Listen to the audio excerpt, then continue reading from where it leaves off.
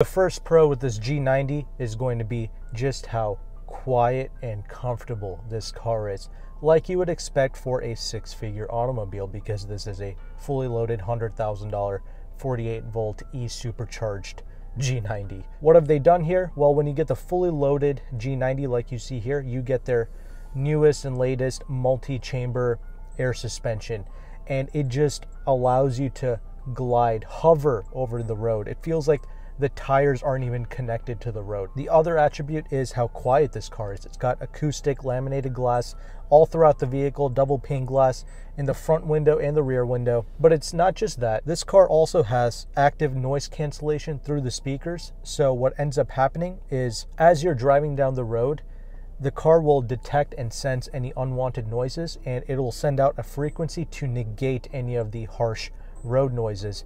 And I have to admit, all of that seems to be working, because this is genuinely one of the quietest cars that I've ever been in. You couple that with that air suspension, cloud-like ride quality, it's flawless as a luxury car. Now, when you go with the base model G90, you won't be getting this multi-chamber air suspension. You will be getting an adaptive variable suspension, which I'm sure still rides great, because that will come with 20-inch wheels and not 21s like you see here. But all these G90s will come with a camera system in the front that reads the road ahead, so it will prepare the car, the adaptive suspension or the air suspension, to go over that bump and to feel comfortable. One of the cons is going to be the fact that this is not a sports sedan. Like, not at all, actually. There is no sporting intentions here. There's no athleticism here. In fact, I feel like the previous generation 2018 G90 I tested probably handled better than this, and it had more of a tank-like quality to it as it rolled down the road. This has gone for full comfort, which I like and I appreciate in a class of vehicle like this, and everything has a light and airy feel to it. This is around 5,200 pounds, the way you see it here for this fully loaded 48 volts e-supercharged model, yet it feels like a feather to pilot around in. I mean, you can just drive this car with a pinky. The steering is ultra light. We have rear wheel steering on the fully loaded models, so the rear wheels can turn up to 4 degrees in the opposite direction, or it can turn with the car while you're taking long sweeping turns.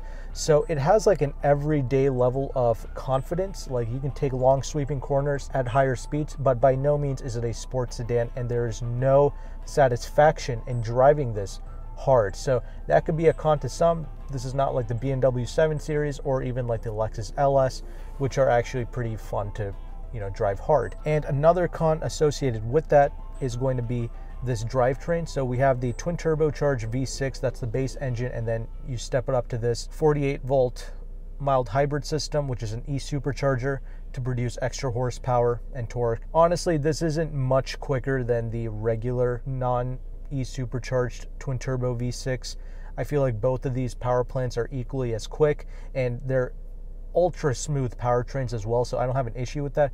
But everything about this car, it's a little bit more sluggish and lethargic to react, but that's all by design. The transmission reacts slower on purpose, so it doesn't jolt the passengers inside the vehicle. This is actually a car that's meant to be chauffeur driven, right? So this car even has a chauffeur mode that you can put the car into. You can put the brakes into a chauffeur mode, so when you get on the brakes, the stopping power is there. However, it reduces the amount of weight transfer in the car, so nobody's getting car sick in here. It's really well done, but because of that, the engine is going to take a little bit more time to react, and it's going to feel a little bit more dull. But don't worry, because this car is a tower of torque, you don't have to be foot to the floor in this car. You can just be quarter throttle, and it just effortlessly surges off, gets up to like 50 miles per hour, like instantaneously almost. So it is powerful, it is quick.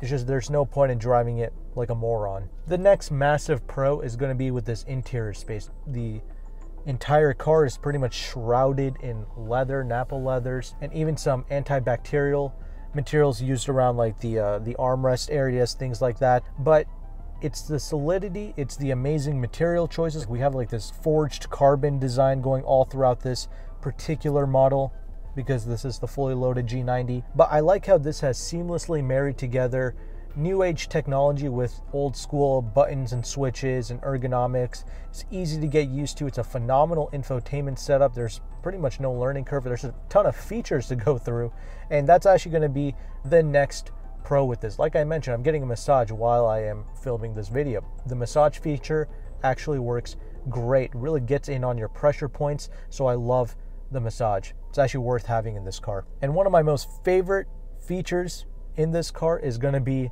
the electronic doors.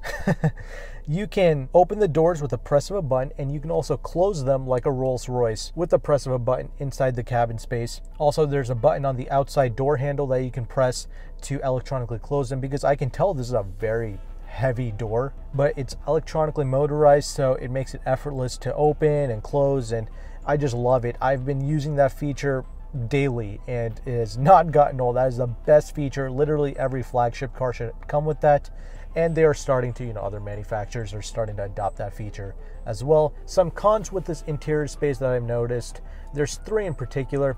I don't like this shiny reflective material that they've used in the center here, where your gear lever knob is and your infotainment controls are. It's very reflective in harsh sunlight. I wish they just used this carbon reinforced material here in the center, because this is a matte finish and it looks awesome. Also, this HVAC screen is highly reflective and very glossy, unlike the infotainment and gauge cluster screens. The gauge cluster and the infotainment, they're both matte textured or matte finish screens, and even in harsh sunlight you can see everything. But in harsh sunlight, the HVAC screen will actually get washed out and it becomes difficult to see and react with. So that's a con. I wish they just gave that a matte coating as well. The other con is going to be the fact that this car has Apple CarPlay and Android Auto, but it's not wireless Apple CarPlay and Android Auto, which I just think is unacceptable in a car of this class.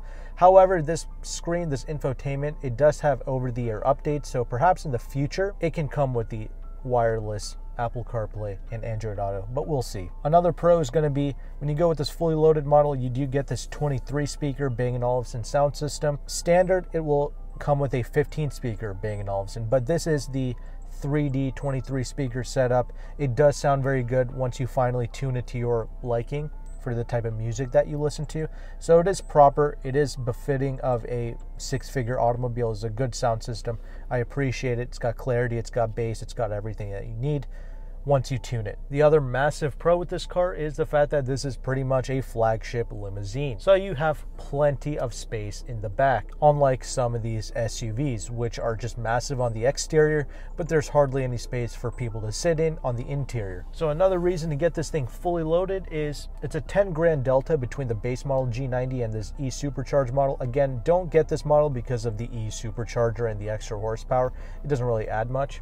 It does make the auto stop starts smooth, but anyway, you get all of the limousine-like features in the rear when you go with this fully loaded model, like the reclining rear seats. You don't get that with the base model, and you also get like this ottoman function for the person sitting behind the passenger seat, aka the boss seat. So all those features are great to have, and that's what makes this car what it is. And it's just amazing to ride with a bunch of people in this car. It's awesome to sit in the rear seats just as much as it is to drive this car. It's all equally awesome. You have the electronic sunshades back there. You have your own center panel that you can play with buttons and switches, and your own screen to adjust your electronic sunshades, the lighting in the back, your seats, your massage seats in the back, and of course you have the same electronic doors in the back so you can close them with the press of a button. It's awesome back there. But one con I noticed is with the trunk. I just don't think it's quite as large as some of the competitors. It's really not that tall, if you will. It is a rather wide trunk space, I will give it that, but I don't know, it's just not that deep, and it could have been larger for what this is. I don't know, I guess they just prioritize the rear seating space more, and I understand that. Another thing to note, when you go with this fully loaded model, you forgo the spare tire. So if you got the base model with the 20-inch wheels, that would have came with a spare tire in the back, but because this is the 48-volt mild hybrid model, there's this massive battery pack taking up the space in the trunk, so there's no room for a spare tire in this car. And this vehicle does not come with run flat tires. Fortunately, Genesis does offer 24/7 roadside assistance, which is great. And I guess another pro is going to be the fact that Genesis has the best warranty in the luxury car game, right? 10-year 100,000-mile powertrain warranty. That's pretty much untouched, and they even offer 3-year 36,000-mile free complimentary maintenance. They'll come pick the car up. I do know that BMW also offers 3 years of complimentary maintenance, but this is just the best. You get the 3-year free maintenance, they come pick up the car, and 10 years of powertrain warranty. That's pretty epic. Another pro is going to be the gas mileage. It's rated to get 17 city, 24 on the highway. I actually beat those MPG numbers by 1. I get 18 in the city and 25 on the highway, which is extremely impressive considering the size, the weight, and the power of this car. So phenomenal car. There's really no complaints from a luxury car perspective. It drives exactly the way I want it to while exuding a great level of swagger. It's got an exotic presence to it that really none of the competitors really have. And it's got this exotic interior space. The seats look awesome. They're very comfortable. It's just a unique, fresh offering in this space of flagship cars that's really dominated by the Germans. But in my opinion, well, you can see more of my opinion in the full review, which I will have on the end screen here. And with that, I'll see you on the full review if you haven't seen it already.